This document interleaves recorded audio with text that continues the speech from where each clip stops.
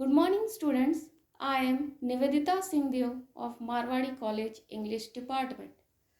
Today, I am going to take your online classes for class 11th English Core or ENA, that is of 100 marks. As in previous video, we have started the textbook Hornbill lesson number 2. We will continue the lesson number 2 today and also finished it. Class 11th English Core ENA textbook Hornbill lesson number 2. We are not afraid to die if we can all be together. As in previous video, we have seen how the narrator and his family had started for a voyage. जैसे कि हमने पिछले video में देखा था कि narrator और उनकी फैमिली जो है वो समुद्र के ज़रिए उन्होंने अपना जर्नी अपना यात्रा शुरू की।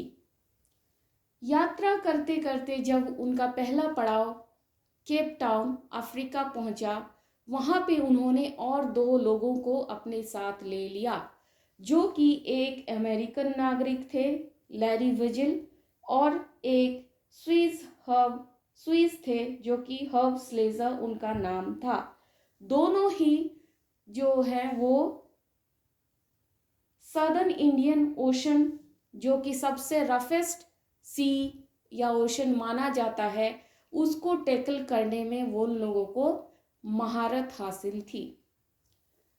जब वो लोग सदर्न सी में एंटर करते हैं, उसके बाद उन लोगों को जो सुन रखा था सदर्न इंडियन ओशन के बारे में, उसकी पहली झलक मिलती है। धीरे धीरे जो है वेदर जो है मौसम जो है वो ख़राब होना शुरू हो जाता है और बड़े बड़े वेव्स आने शुरू हो जाते हैं। उसमें भी वो लोग क्रिसमस मनाते हैं और फिर अगले ही दिन 2 जनवरी को वो लोग अपनी जान की सुरक्षा के लिए सारी प्रयास करने लगते हैं, लाइफ जैकेट्स पहनने लगते हैं, बोट का स्पीड कम कर देते हैं और जितने भी लाइफ सेविंग मेजर्स हैं, प्रिकॉशंस हैं, वो लेना स्टार्ट कर देते हैं, क्योंकि 2 जनवरी से वेदर जो है मौसम जो है और ज़्यादा ख़राब हो जाता है।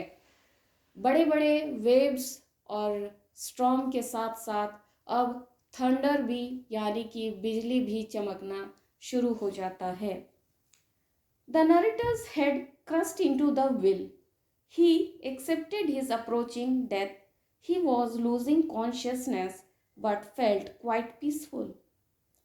His head popped out of water a few meters away. Wave Walker was near capsizing.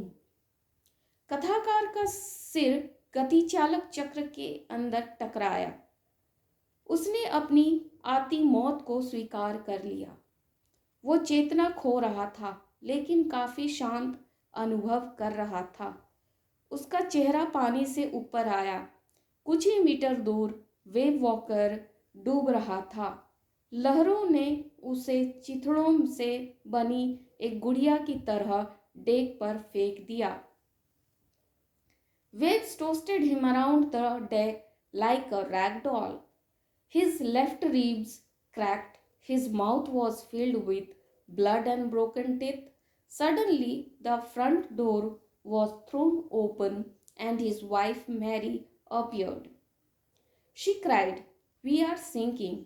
Larry and Herb were pumping like madmen. Clothes, crockery, charts, tins, and toys lay scattered in the deep water.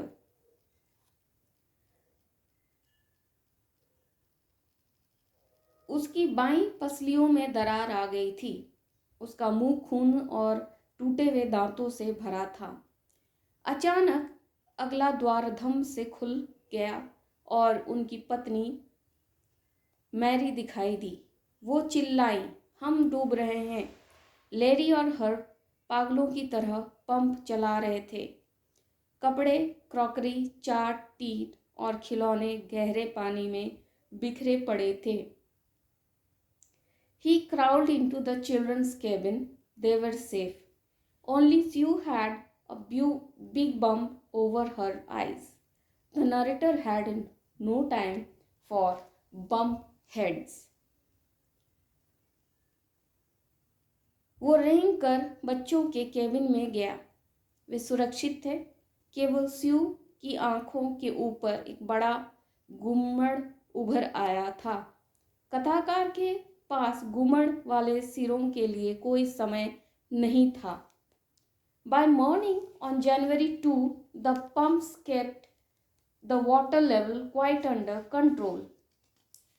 They could take rest 2 hours in rotation, but there was still a big leak below the water line. 3 जनवरी की सुबह पंपों ने पानी के स्तर को काफी नियंत्रित कर रखा। वे बारी बारी 2 घंटे आराम कर सकते थे, लेकिन जल रेखा के नीचे अभी तक एक भारी सुराख था। कश्ती की पसलियों के ढांचे टूट गए थे। लहर के टकराने के बाद वे 15 घंटे तक जीवित रहे थे। The boat's ribs were smashed. They had survived for 15 hours since the wave hit. But Wave Walker could not hold together long enough for them to reach Australia. The narrator checked their charts and calculated that there were 2 small islands a few hundred kilometers to the east. One of them, Isle Amsterdam, was a French scientific base. Their only hope to reach there.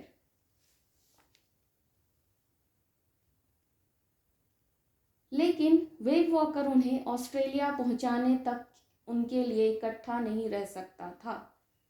कथाकार ने अपने चार्टों की जांच की और हिसाब लगाया कि 2 छोटे टापू पूर्व की ओर कुछ 1 सैकड़ों किलोमीटर दूर स्थित थे। उनमें से एक आइल एम्स्टर्डम फ्रांस का एक वैज्ञानिक अड्डा था। उनकी केवल मात्र आशा वहां पहुंचने का था। The narrator went in to comfort the children. John asked, "Daddy, are we going to die?" His father tried to assure him that they would make it. John went on, "We are not afraid of dying if we can all be together." The narrator was speechless.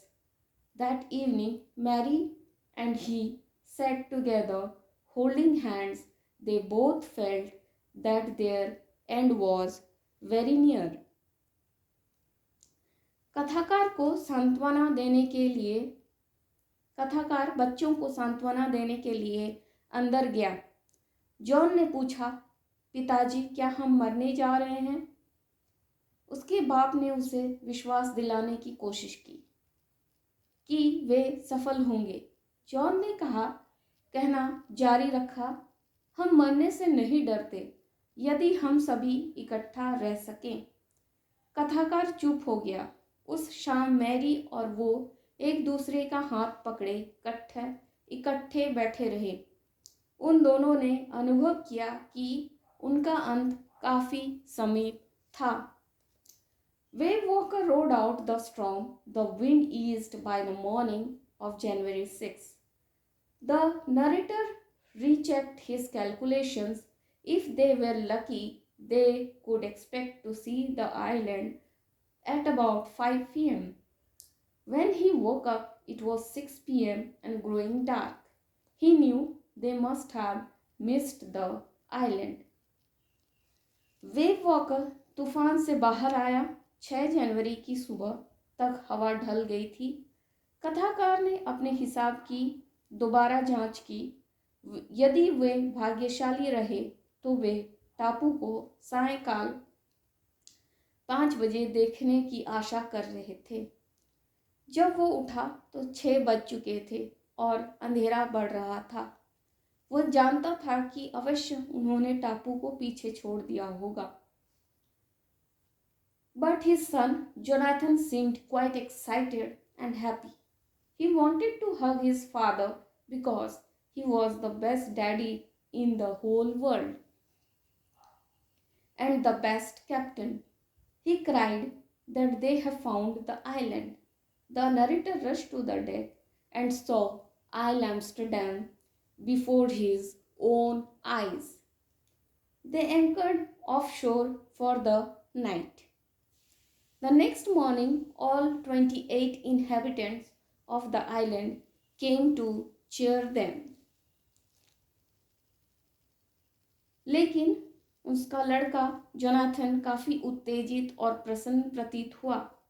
वो अपने पिता का आलिंगन करना चाहता था क्योंकि वो सारी दुनिया का सबसे बढ़िया बाप और कप्तान था।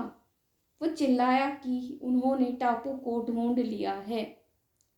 कथाकार डेक पर भाग कर गया और आइल एम्स्टर्डम को अपनी आंखों के सामने देखा।